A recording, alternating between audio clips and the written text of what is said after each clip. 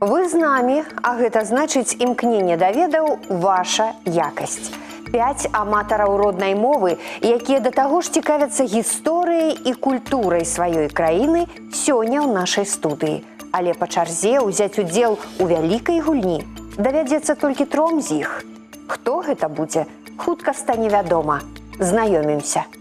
Добрый день. Меня зовут Иван Попов, я капитан команды ГДУ имя Франциска Скарыны, а докладней факультета гісторыі і міжкультурных камунікацый гэтага універсітэта. Вось наши гульцы сядзяць перед вами, і першы гэта Данченко Алексей, Андрей Судаков, Анастасія Шереметьева, Максим Поляков.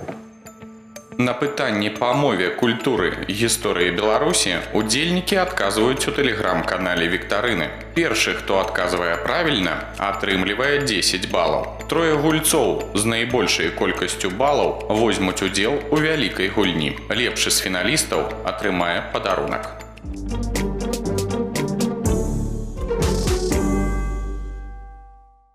Па-руску скварец, па-беларуску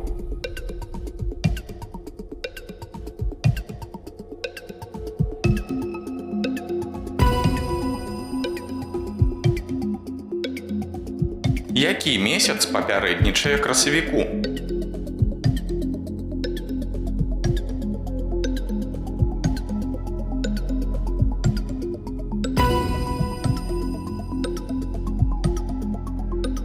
Смажыць, бегчы, маляваць. Часціну мовы назавіце.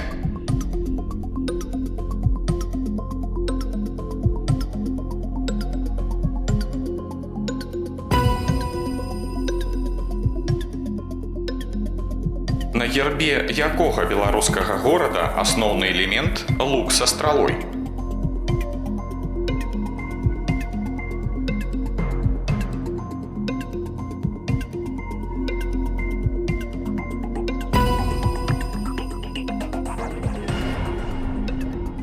Найбольш паўночны абласны цэнтр Беларусі гэта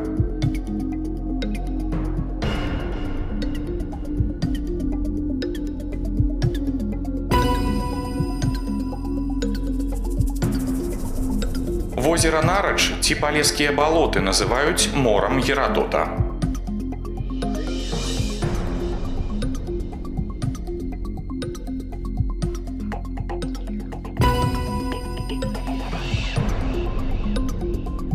Працягніце радок. Мой родны кут, як ты мне.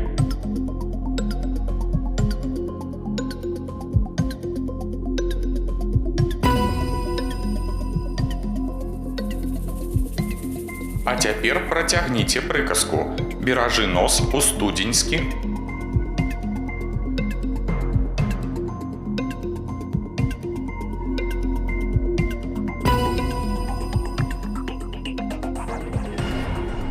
Як называецца гульня, пры якой стараюцца закідаць адзін аднаго снежнымі камякамі?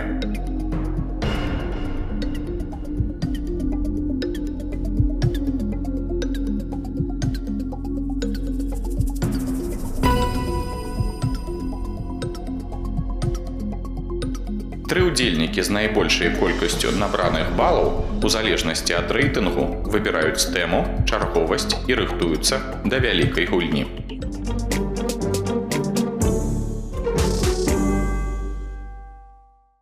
Мяне зовут Иван, я набраў большую колькасць балаў, і таму я абіраю гуляць першым і катэгорыю культура. Мяне зовут Настя, я набрала другую колькасць балаў у гэтай ігре. Я выбіраю катэгорыю гісторыя і буду гуляць другой.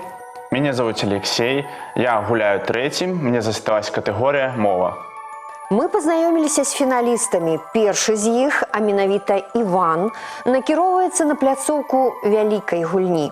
Ну а астатнія застаюцца за сталом, сачыць за гульнёй, правяраць свае веды і даваць карысныя парады, калі ў іх будзе патрэба. Бо дапамога каманды – гэта дазволеная падказка для фіналіста.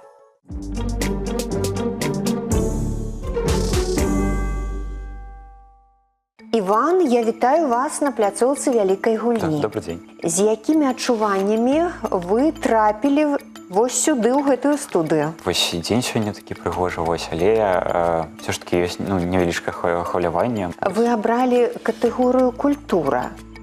Так. Чаму?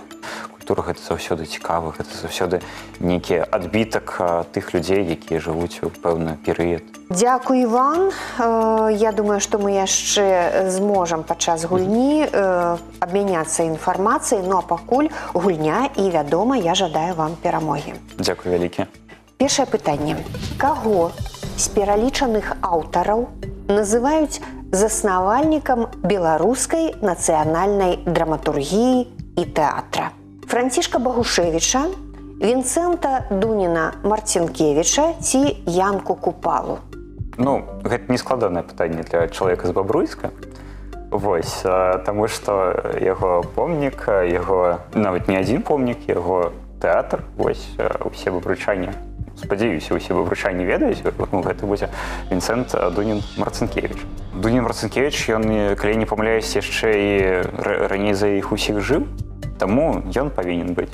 А якія творы Дуніна-Марцінкевіча вам знаёмыя? Самы такі цікавы і вясёлы з яго твораў гэта будзе пінская шляхта. Вось. Але, ну, напрыклад, архівісты беларускія ведаюць іншыя творы Дуніна-Марцінкевіча, якія называюць падробкамі, якімі ён зарабляў сабе на жыццё. А вось адразу адчуваецца, што Іван і культурай цікавіцца, і гісторыяй таксама. Ну што, прымаю ваш адказ? Вінцэнт Дунін-Марцінкевіч. І гэта правільны адказ, Іван. Першы блін не камяком, я вас віншую. І наступнае пытанне. Якое небеснае цела беларусы раней называлі мілавіцай? Юпітер, Венера, месяц. Ну, хутчэй за ўсё, гэта будзе Венера, бо, ну, месяц, ён, калі не памыляюсь, ну, і зараз месяц, і раней быў месяцам, Юпітер. Ну, Юпітер неяк так, ну. А чаму? Вельмі такая яркая, быццам бы зорка, гэта ж планета. А чаму не можа быць Юпітер мілавіцай? І месяц чаму не можа быць мілавіцай? Калі мы будзем глядзець розныя вось гэтыя культуры, то мне здаецца, ўсё ж такі на Венеру больш увагі было. Ну, я зараз не ведаю, які адказ будзе больш дакладны, вось, і таму, ну, мне здаецца, што гэта будзе Венера. Венера. Калі б вы сказалі, што гэта Юпітер, я б вам моргала и кивала: не, Иван, не. Вы сказали Венера. Венеру, а не месяц выбрали. И зрабили правильно. Добре. Венеру беларусы ведаюць даўно, называючы яе мілавіцай альбо яшчэ вечарніцай. Добра, Іван, ідзем далей. Доўгі час імя аўтара народнай паэмы Тарас на Парнасе было невядома. А каму прыпісвалася аўтарства? Алаізе Пашкевіч, Якубу Коласу ці Вінцэнту Дуніну-Марцінкевічу? Тарас на Парнасе гэта ж таксама такі твор беларускай культуры ў імперскі час. Вось, і сатырычная яго вось гэта пабудова Тараса на Парнасе, яна, ну, павінна была належыць вось таксама Дуніну-Марцінкевічу, вось, але калі я не памыляюсь, гэта ж не яго. Ну, і дакладна і зараз не высветлілі. Не, высветлілі. Ёсць аўтар Канстанцін Вераніцын. А, вось, так. Так. Ну, я зразумела, чаму вы не разглядаеце Якуба Коласа. Вось. Так, а Алаіза Пашкевіч? Ну, я таксама. Яны больш былі рэвалюцыі прысвечаныя. Вось. А Тарас на Парнасе гэта не рэвалюцыйны твор, мне здаецца. Ваш адказ. Дунін-Марцінкевіч. Дык вось што бачыў наш Тарас к багам узлезшы на Парнас. Ён гэта мне апавядаў, а я ў паперку запісаў. Аўтар народнай паэмы, быццам бы народнай паэмы, Тарас на Парнасе Канстанцін Вераніцын. А аўтарства прыпісвалася Вінцэнту Дуніну-Марцінкевічу. Зноў яму. Малайчына, Іван, цудоўна. Наступнае пытанне. Звярніце, калі ласка, увагу на партрэт. Гэты партрэт названы аўтарам Адам Міцкевіч на скале Аюдах. А чыйму пяру належыць гэты партрэт? Валенцій Ваньковіч, Апалінарый Гараўскі, Іван Хруцкі. Ну, не Хруцкі. А чаму? Чалавек усё ж такі, а не галандскі натурморт. Вось. Ну, у Хруцкага таксама былі партрэты. Ну, не гэта. Усё ж такі ён больш як аўтар шматлікіх натюрмортаў. Памяць кажа, Гараўскі, бяры Гараўскага, Ваньковіча. Вось. Ну, на жаль, я зараз нічога мне ў галаве не ўзнікае з Ваньковіча. Чамусьці ўсё ж такі Апалінарыя Гараўскага хочацца назваць. Вось. Бераце Яго. варыянт Б. Апалінарый Гараўскі. Так. Не памяняеце думку. Не, хай будзе ён. Ну, добра. Аўтар гэтага партрэта сябраваў з Адамам Міцкевічам. І гэта быў сапраўды не Іван Хруцкі і не Апалінарый Гараўскі. Гэта Валенцій Ваньковіч. Ах, на жаль. Але, як я даволі часта гавару, цяпер вы гэта ведаеце. Іван, звярніце, калі ласка, увагу на фотаздымак. Манастыр, вось гэты манастыр, узнік на месцы, дзе, паводле падання, у 1470 годзе цудоўным чынам з'явіўся абраз Маці Божай, названы Жыровіцкім. А ў якой вобласці знаходзіцца Жыровіцкі манастыр? Гродзенская, Брэсцкая, Мінская. Ну, Гродзенская вобласць такая. Ну, дакладна, яна. Вы бывалі? Да, вось летась былі сябрамі там. Ну, тады няма чаго дадаваць, проста трэба прымаць адказ. А адказ гучыць яшчэ раз. Вось, што ў Гродзенскай вобласці ён стаіць. У вёсцы Жыровічы, Слонімскага раёна Гродзенскай вобласці. Дакладны адказ Івана. Малайчына, няма чаго дадаць. Іван, ну апошняе пытанне застаецца. Як вы з літаратурай? Сябруеце? Ну, буду спадзявацца, што лепш, чым з мастацкімі творамі. Вось як цяпер перада мною ўстае куточак той прыгожа. Крынічкі, вузенькая ложа і елка ў пары з хваяною. А хто з беларускіх аўтараў напісаў гэтыя радкі? Уладзімір Караткевіч, Ніл Гілевіч, Якуб Колас. Ой, складана. Вось. Ну і вы казалі, што мяне ёсць падказка зала. Шаноўная каманда, я прашу вас мець ласку да мяне і дапамогчы мне адказаць на пытанне, хто з гэтых аўтараў напісаў гэтыя радкі.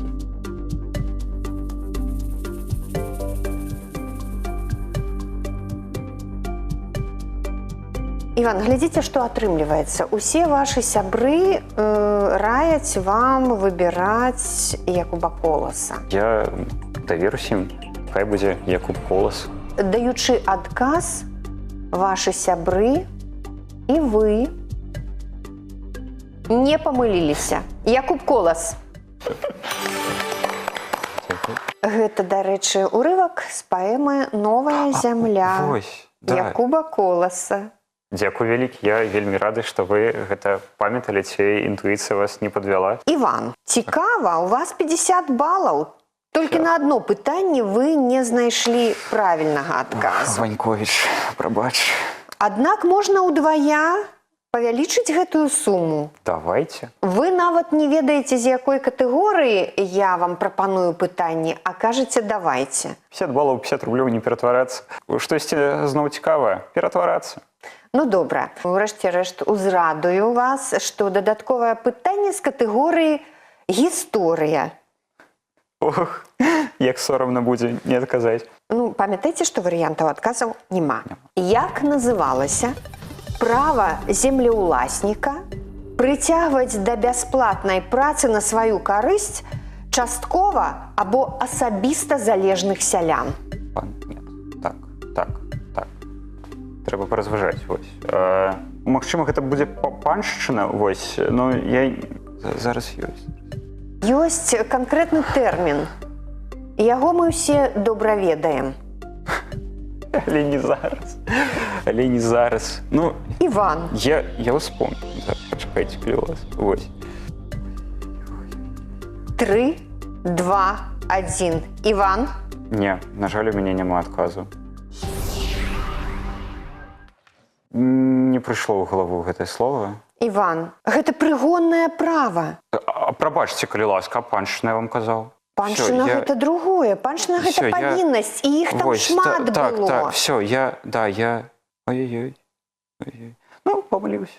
50 балаў Згараюць. у такую скарбонку гульні «Веды ў кубе» Іван паклаў.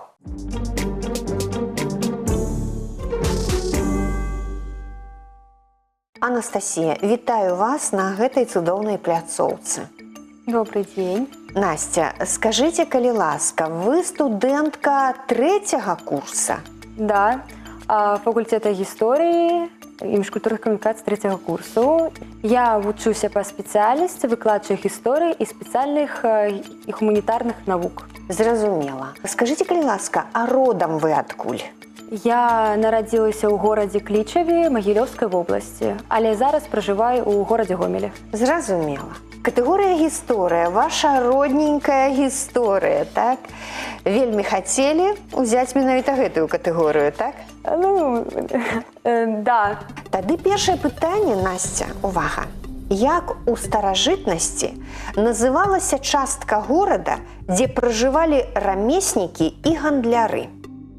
Варыянты: сяліба, пасад, дзядзінец. Ну, гэта пасад. На пасадзе пражывалі ремесленнікі і гандляры.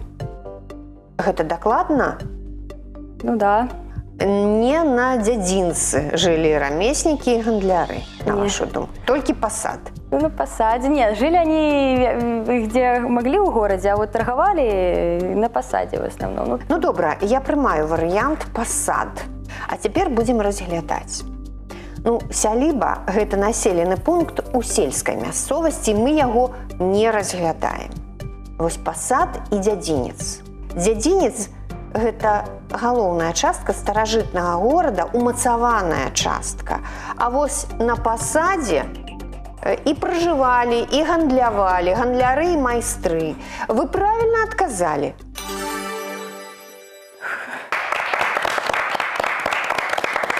Наступнае пытанне. Які з прапанаваных прадуктаў беларусы актыўна ўжывалі ў ежу ў сярэднявеччы? Рэпа, бульба ці памідор? Гэта вельмі простае пытанне, гэта рэпа, потому что бульбу тогда еще не завезли, и помидоры тогда еще тоже не завезли. Чему? Тому что не было открыто еще путь в Америку. Так что это рэпа. Паслёнавыя Настя адкінула, бульбу і памідоры, пакінула рэпу. І правільна зрабіла. Это рэпа, да? Пра бульбу і пра памідоры, радзіма якіх Амерыка, яшчэ сяляне не ведалі. Наступнае, трэцяе пытанне. Назавіце імя і прозвішча савецкага генерала, пад кіраўніцтвам якога падраздзяленні Чырвонай арміі у ліпені 1941 года перайшлі ў контрнаступленне і вызвалілі гарады Жлобін і Рагачоў. Павел Курачкін, А.К. Гарадавікоў і Леонід Пятроўскі. Дзякуй гістарычнай літаратуры і істочнікам, я ведаю, што гэта Леонід Пятроўскі. Даяце менавіта адказ В. Леонід Пятроўскі, не Павел Курачкін і не А.К. Гарадавікоў. Добра, я прымаю адказ. Вызваленне Жлобіна і Рагачова ў першы месяц вайны гэта было вельмі важнай справай. На жаль, у жніўні 1941 года падчас выхаду з акружэння генерал загінуў у баі. І гэта быў Леонід Пятроўскі. Ваш адказ правільны. Вы малайчына. Чацвёртае пытанне. Палавіну мы ўжо прайшлі. Я уже успокоила. І памятайце, Насця, у вас ёсць дапамога сяброў. Паглядзіце, калі ласка, на фотаздымак герба Мінска. Які рэлігійны сюжэт адлюстраваны на гербе Мінска? Нараджэнне Дзевы Марыі, узнясенне Дзевы Марыі ці благавешчанне Дзевы Марыі? А вось у гэтай тэмы хорошо разбіраецца мой калега по курсу. Я ўпэўнена, што моя каманда з гэтым пытаннем справіцца. Хутчэй за ўсё там ўсё ж таки будзе у небаўзяцце Дзевы Марыі. Вознесение. Бо гэта каталіцкая традыцыя. І там вось ёсць у небаўзяцце Найсвяцейшай Панны Марыі.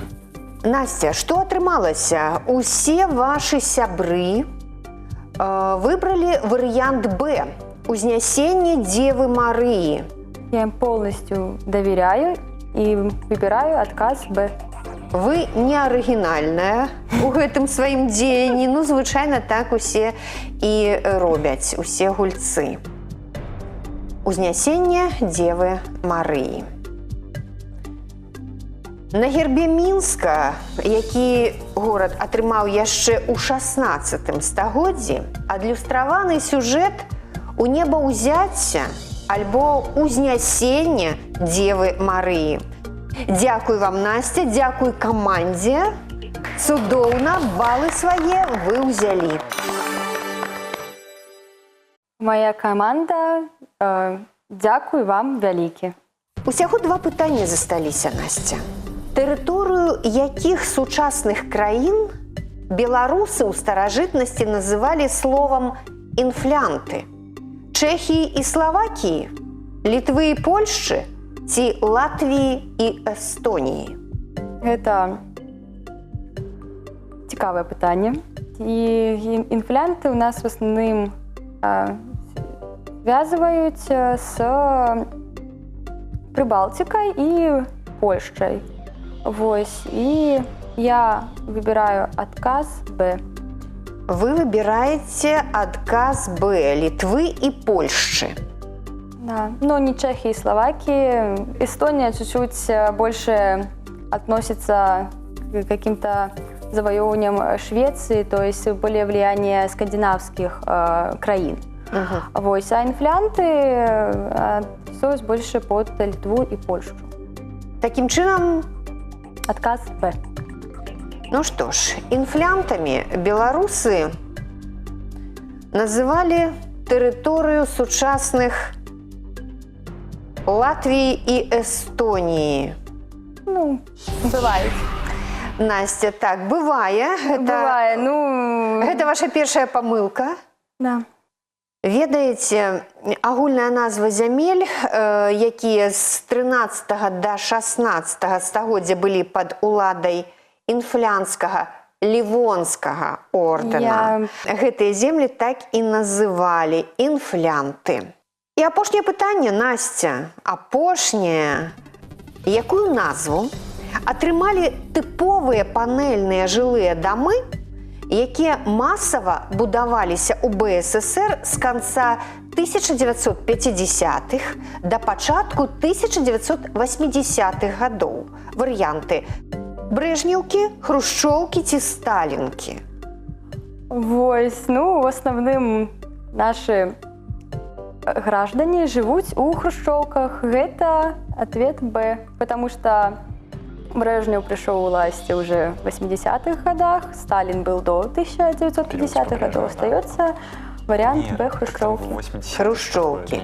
Ну, громадяне тады у асноўным жылі ў хрущевках, на вашу думку. Да. Зараз яны ўжо ў новых прыгожых домах і ў хрущевках некаторыя жывуць, але ўжо тыя хрущевки не пазнаць, так? І вы выбираете вариант Б, хрущевки. Правильно робіце. Нягледзячы на тое, што зараз хрушчоўкі могуць падацца не вельмі утульнымі, у свой час яны дазволілі палепшыць умовы жыцця мільёнаў беларусаў. Настя, цудоўная гульня, 50 балаў у вас. Аднак, можа быць, яшчэ лепш. Можна ж і 100 зарабіць. І ўсяго один крок зарабіць. Паставіць на кон 50 балаў, адказаць на пытанне з катэгорыі мова, правільна адказаць, і атрымаць 100. Настя. Ідзем ва-банк. Ідзем ва-банк. 50 балаў на кон. Цудоўна. Ну, а зараз вам трэба паставіць націск у слове, якое вы бачыце на экране. Фартух ці фартух? Ось як правільна? Адкажыце правільна. Ваши 100 балаў. Фартух на першы склад. Потому что фартух я не слышала ни разу ни от мати, ни от бабули, даже и от других жанчын у моей семьи. Так что на першы склад фартух. І гэта неправільны адказ. Настя, калі заглянуць у арфаэпічны слоўнік, то можна ўбачыць, што ў гэтым слове націск падае на другі склад. Фартух правільна. На жаль, не ўдалося 100 балаў зарабіць, аднак якая гульня была. Дзякуй вам вялікі, вы малайчына.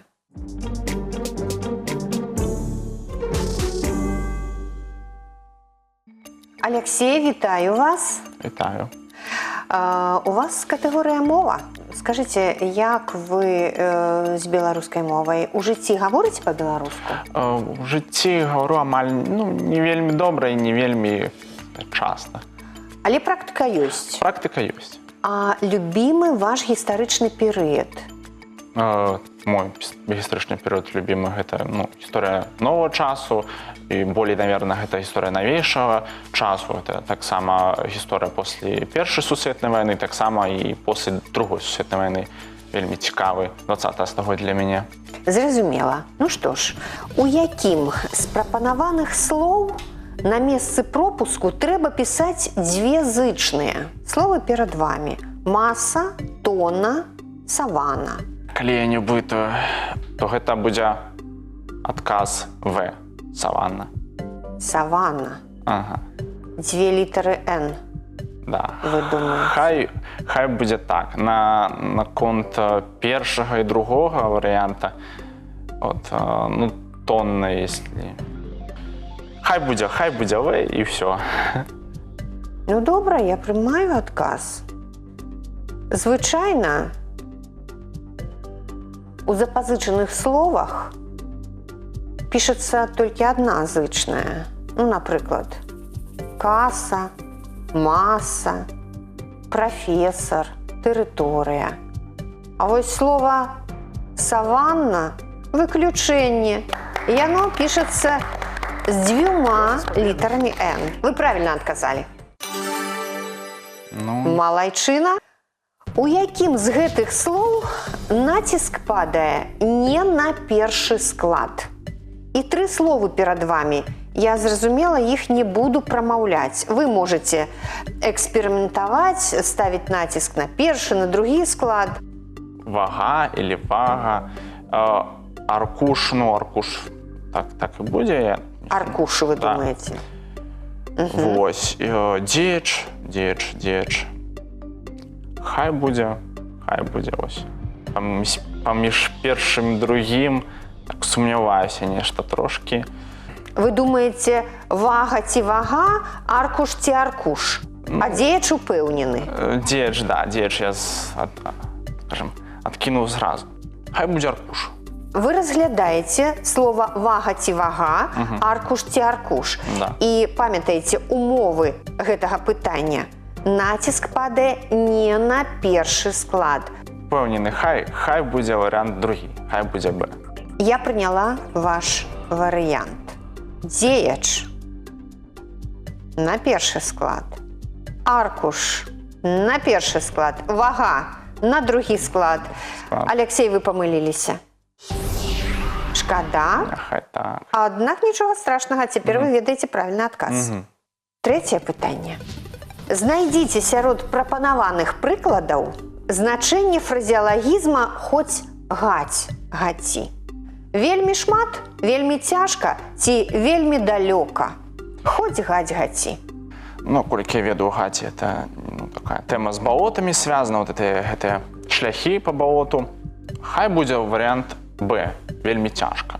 Ну, гаці, гаціць, скорее всего, гэта праца такая не вельмі лёгкая, таму я думаю, што неяк-то можна так супаставіць з другім варыянтам цяжка. А давайте паспрабуем з кожным варыянтам скласці сказ. Вельмі далёка гэты шлях накіроўваў мяне куды-небудзь у Мінск. Ой, так далёка, што хоць гаць, гаці. Так? Ну, нешта вось як-то, да. Не... А вельмі цяжка. Ой-ой, як же ж цяжка. Хоць гаць, гаці. І вельмі шмат. Ой, у мяне столькі ўсяго, што хоць гаць, гаці ім.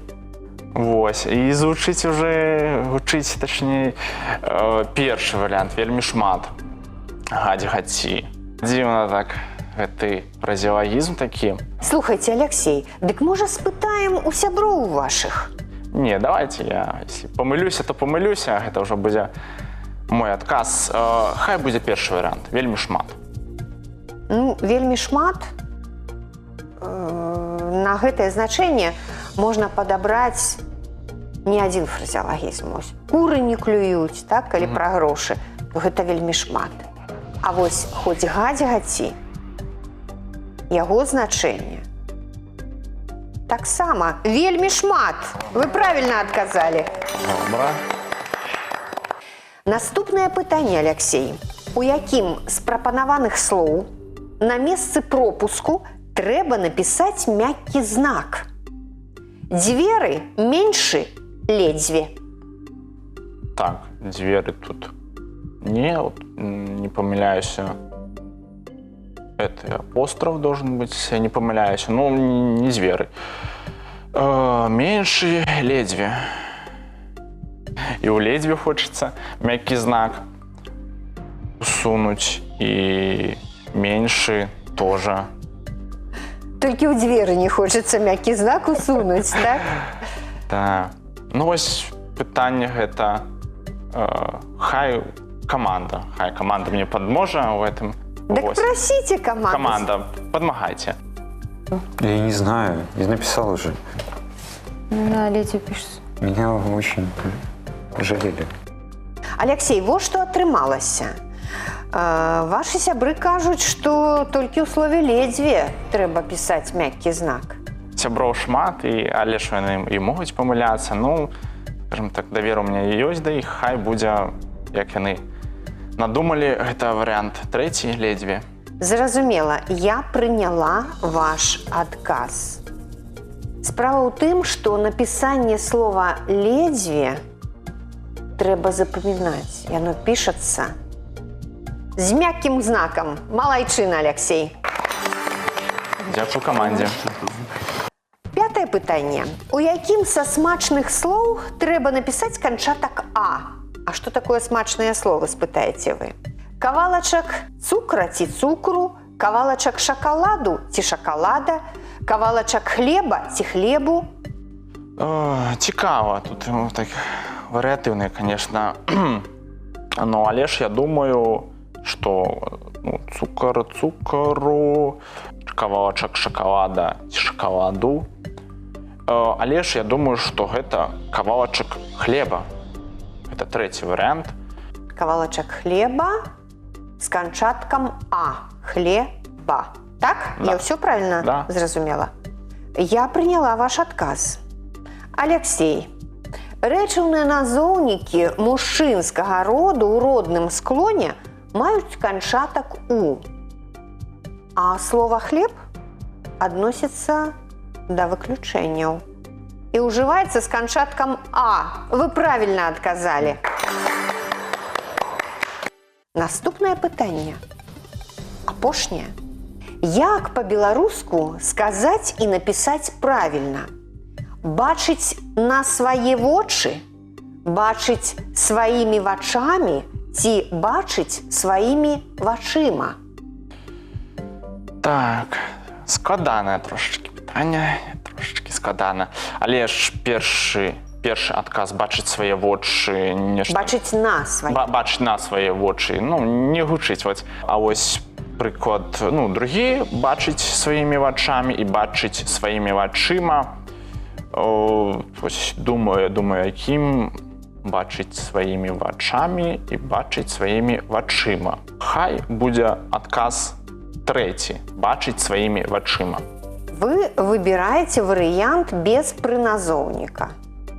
А вы кажете, что бачыць на свае вочы вы ніколі і не чулі такога выразу. Ну, чуў, ну, але ж от...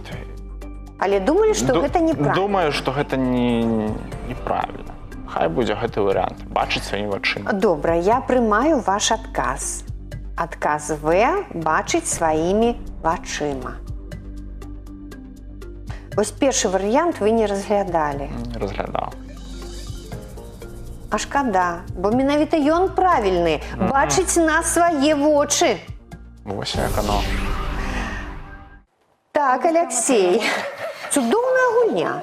40 балаў у вас.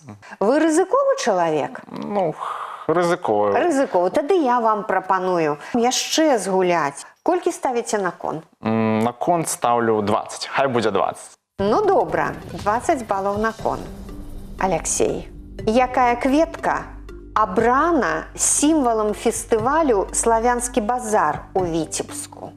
Калі не памыляюся, нешта сіняе, такога сіняга колеру, сіняватага ці фіолетавага, если я не памыляюсь, а кветка. Хай будуць гэтыя валошкі. Валошка. Да. Вось яшчэ ж кветкі лёну.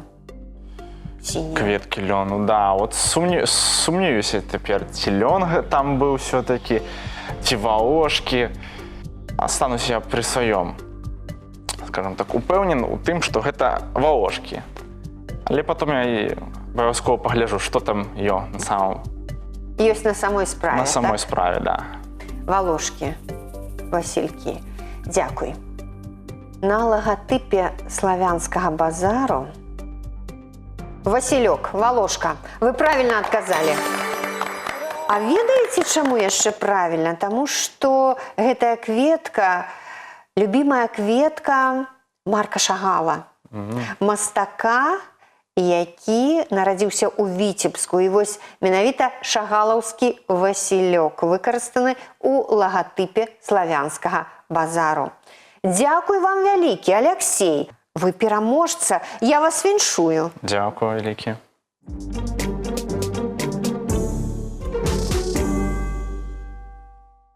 Нашы фіналісты атрымалі моцныя ўражанні. Ну а гэты цудоўны кубак сёння забірае Алексей. Алексей, віншую. Дзякуй, вялікі. Перадаю вам, валодайце. Таксама вялікі дзякуй за гэту магчымасць пагуляць у гульню, праверыць свае веды. Таксама не на семінарах, не на лекцыях, не ва ўніверсітэце, а ўсё ў такой цікавай форме. Дзякую. У будаўніцтве важна закласці добры падмурак. У адукацыі назапасіць веды. Стварыце свой падмурак ведаў, бо за багацце іх не купіш.